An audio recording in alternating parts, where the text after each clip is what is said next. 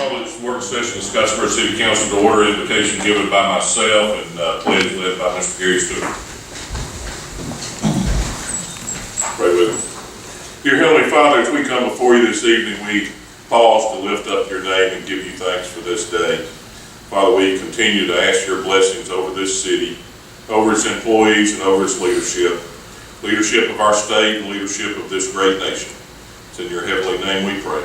Amen. Amen.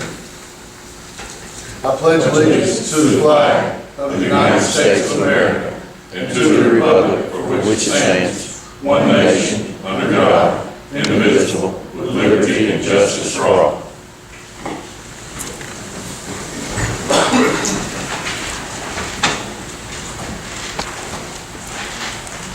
First on the work session this evening is discuss change order for Downtown Square Phase 2 project. My understanding is that they ran into some unforeseen circumstances during the next phase of the downtown renovation. If you look across the street, you can see that when they went to put the sidewalk back for ADA compliance, the foundations of some of the buildings did not meet up with that. They've had to adapt for that. They're a little bit over halfway through the project. Right now, the overrun has been approximately $18,340.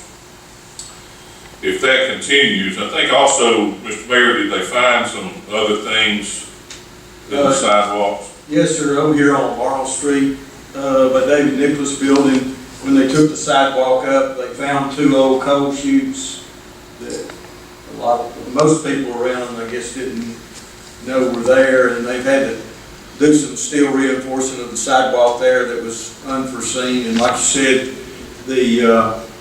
when they go to pour the sidewalk back, they can't leave the foundation exposed on that property. That's why they've had to pour the curb over here on the Comax building, legislative delegation building. There's a couple other areas that they believe it's going to be the same situation, but they don't know until they actually remove the sidewalk. And my understanding is we had a grant surplus of approximately $13,340 that the ALDOT was split with us 80-20. So our 20% of that number would be $2,686. Then we're foreseeing by the time the project is done, there will be an additional $23,659 in overages there for a total not to exceed of $26,345. Is that approximately correct, Mayor? Yes. Any questions, discussion? Same question, same discussion we have with every project we do. If you look across, and if you look at the door, you can see it over there. What they did is they put a concrete of about 18 inches or so, whatever, which means the sidewalk is sloping out. So that means, why can they say that as a student? Well, I have the same question, quite frankly. I mean, you see it right over there. And let me say one thing. I'm through with it. I had a discussion with a citizen who told me that he was involved with these projects, was involved in the state, and that in DeKalb County, they did like 5 or 6 projects, all of which came in under budget. In Jackson County, Scottsboro, they did somewhere around the same number of projects, all of which came in over budget. Now, a county line shouldn't have a bearing on that, and I don't understand why that is. I mean, they bid this stuff, and we talk about it every time. We bid it, but yet they never do it for what they bid. And if I were a company, I would bid it low if I knew that on the other end I can get all in or all. I mean, it's just not, something's not right about it all. After I'm gone, I hope some of y'all take a look at this. That's all.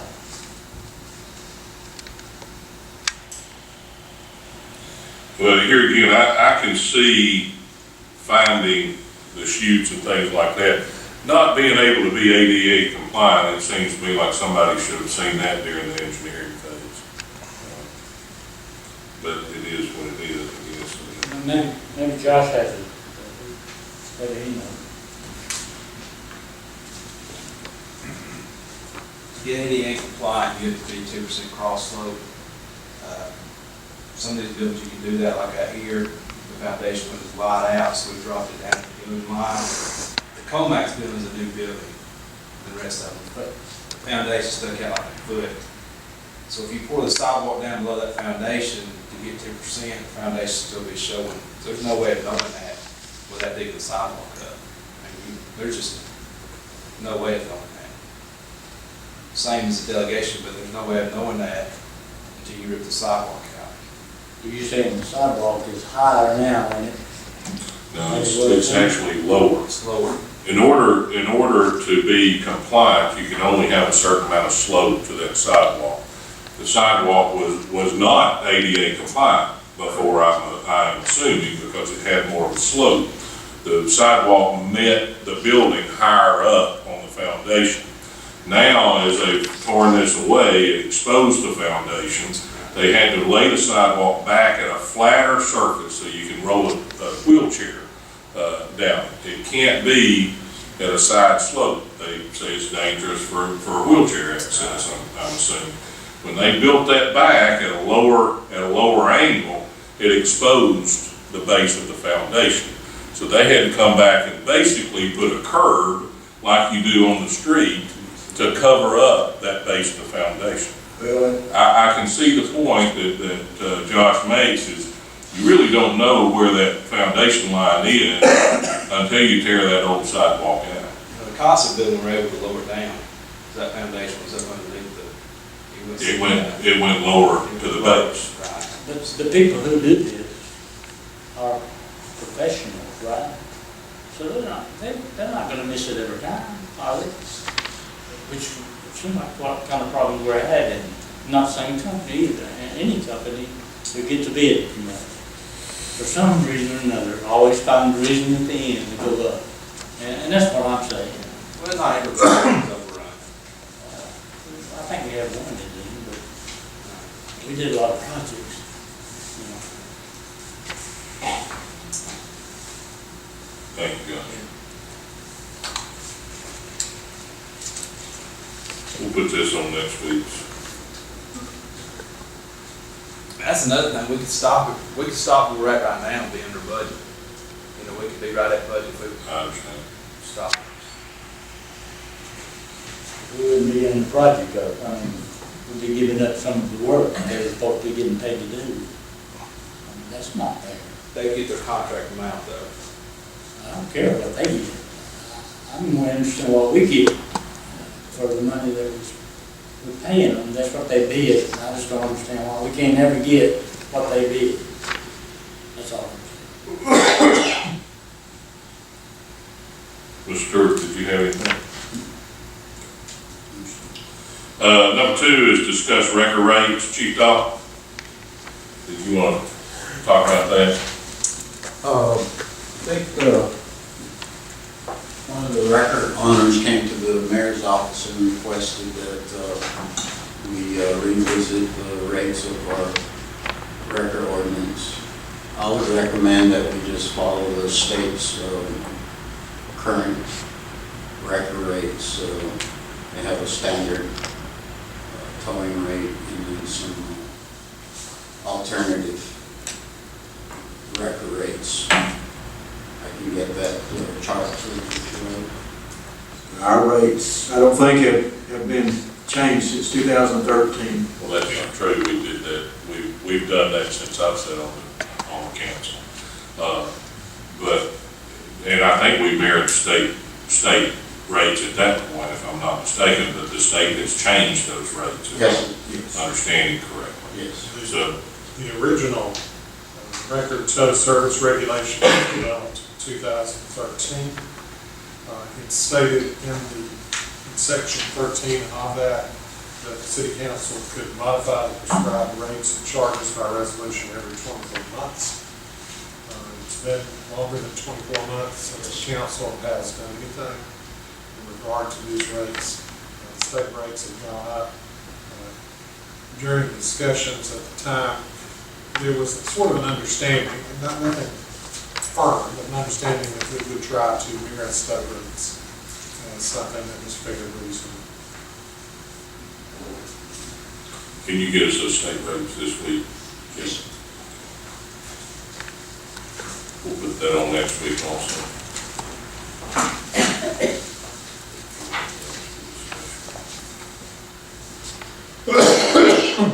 Next is discuss parking on Broad Street between Willow and Laurel. Do we have anything in our packet on that, Mayor? I had sent you that email, I don't know. I saw an email earlier in the week, but there were multiple proposals. Well, there's basically, I guess, 4 options. If you look at it, you can leave it as is, and I think all the merchants up through there, and I think the police department agree it's too narrow to keep it as angled parking on both sides. It's a problem. Yes, sir. Some of the merchants had proposed, what we, the city, had proposed was keeping it angled parking coming in from Willow onto Broad Street. And if you're exiting the square onto Willow Street, become parallel parking on that side, the right side as you go towards the railroad tracks from here. Some of the merchants, that you would lose, you go from 11 parking places to 7 by creating parallel parking, but you get more width. Some of the merchants had suggested parallel parking on both sides. And then there was also some discussion by some merchants on creating it one way off the square only. And Willow Street is a state highway, so Josh had contacted Aldott about that, and it would, it could be done. The cost would be on the city completely. You would have to re-signalize the traffic signals, new signage, the loops in the pavement, and it was an estimated about $30,000 to create it one way off the square.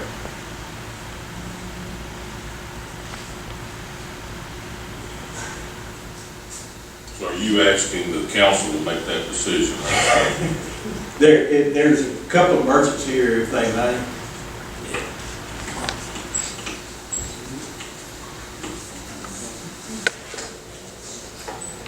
Yes, we're some of the merchants on that street.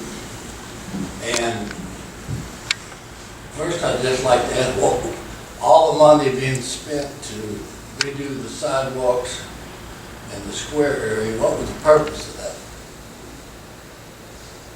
Does anybody know why we're doing this, or did it? Well, we're in a downtown revitalization process. Right. So we've been talking about this for some time, had many meetings. Well, but it wasn't part of the plan. How many parking places were lost in the process of around the square? And I believe there's some misinformation on that. Mr. Mayor, do you know at this point? I don't remember the exact number. I mean, we could go back and do a count and distribute that number, but I don't remember. And I don't know it's productive in this forum to go back and hash out what's already been No, done. I'm just trying to make a point that we're trying, apparently all this money was spent to draw people downtown. That's correct, I guess. Taking away parking places doesn't help. The proposal that wasn't mentioned by the mayor, that wouldn't get the state involved, or the city paying $30,000, is to make it one way coming from Willow towards the square. I mean, even when you stop at Goody Two Shoes and Payne's right there, and you're facing that way, the signs are already up. I mean, you gotta go, I mean, there's no signage involved. Well, there'll just be the sign coming from the square, not letting them go forward. That's Yeah, correct. but there's already a sign up saying, it's on the interview. So I don't understand why we can't make it one way and keep our parking, because there's not enough parking. As it is. Right And away from the school, from. One way from Willow onto the square. What does that do to us with? Keeps, it doesn't affect that would anybody. affect emergency vehicles. I'm sorry, That would affect emergency vehicles. When we go out to a wreck, I mean, we're going right up Broad Street, cutting right through, so if it's one way or this way, we're gonna have to make some turns. Fire too, I assume. so you're saying you'd have to make a turn? Or two turns? I'm saying it could affect our response. Good, I don't hear good.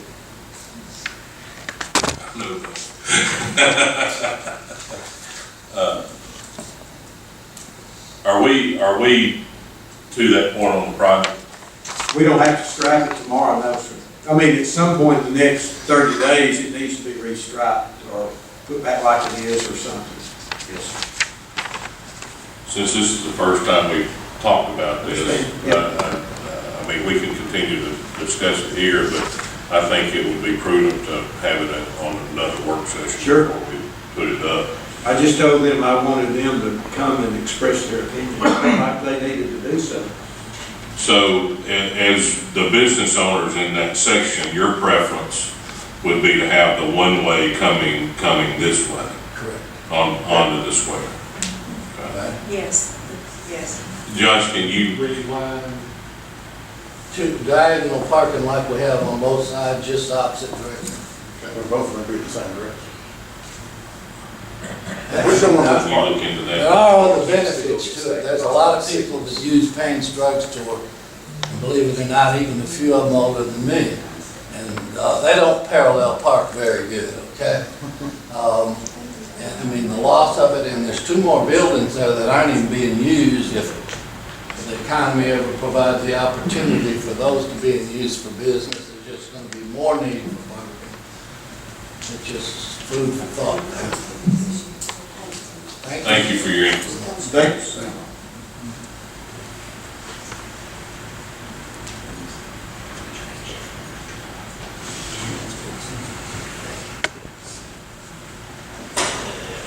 Josh, could you draft us up each proposed plan and, Mr. Stewart?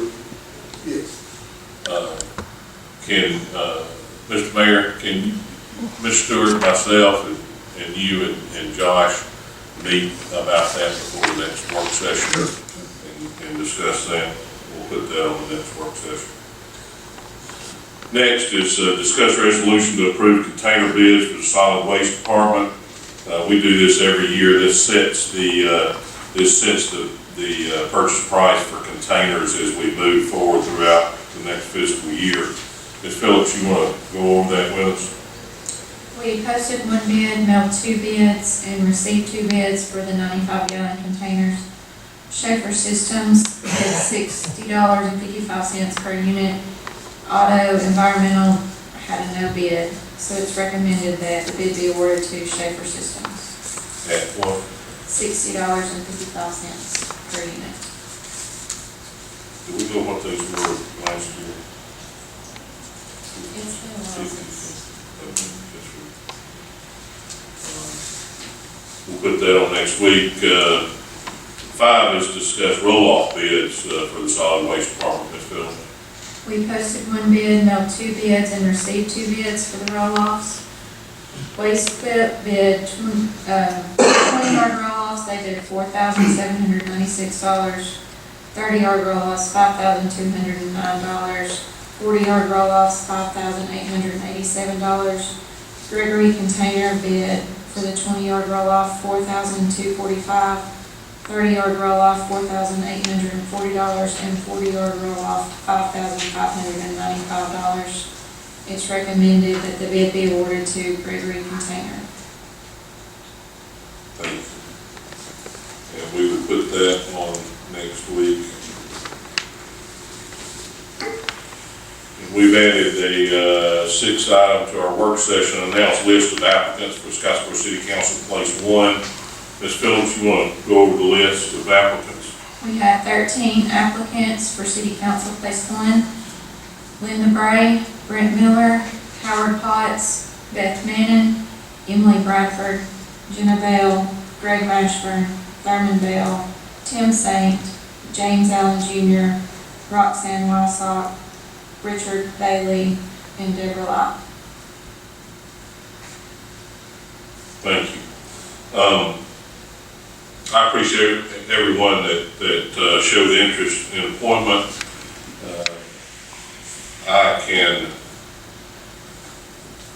I'm sure that each council member will reach out to those folks if they have questions. I'm looking at a calendar here.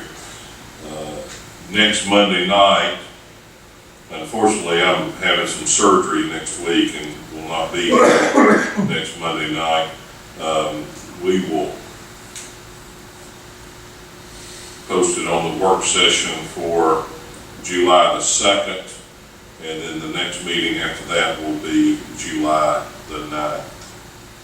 And we'll put it up for nominations on that evening. Moving to delegations, Ms. Laura Pitts.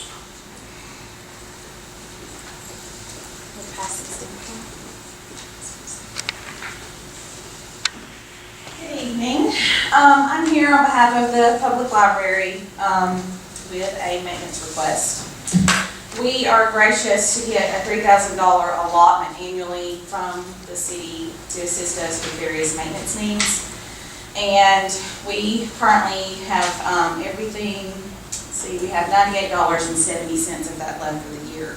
That has been paid out to air conditioning unit needs, termite contracting. We've had to replace some glass in our children's department that was broken by a lawnmower and mowing, different things like that.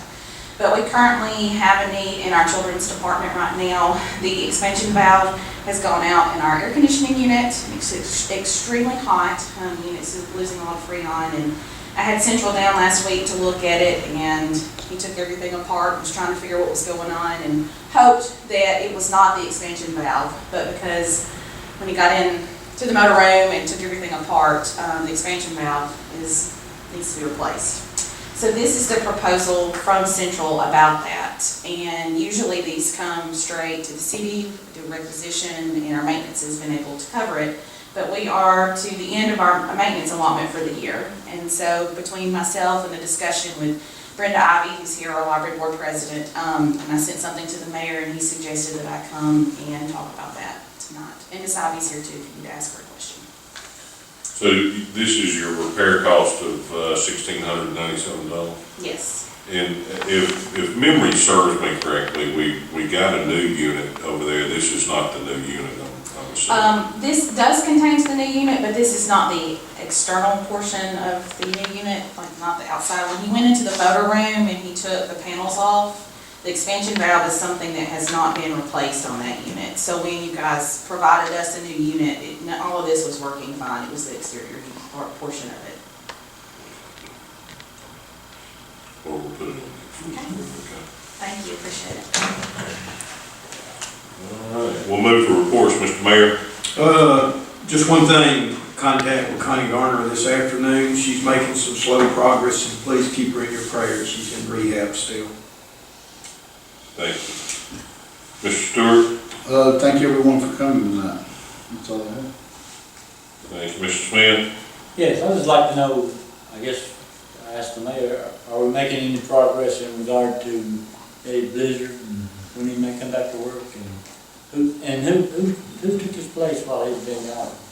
Well, it's really a HR issue with Aaron as far as sick time, but we've got Wayne Moore is street department, Georgina Brizendine at the Baylor, and Andy Guest at the landfill. So we don't really know in regard to his situation. I'm not aware of anything that's changed. Could we have somebody check? I mean, it'd be kind of nice to know how he's doing, if he's coming back or whatever. That's all I have. Thank you, Mr. Smith. The only thing I've got this evening is I will be asking Ms. Phillips over the next 2 weeks to send out department assignments. I think it's time that we start meeting with some department heads in preparation for budget hearings.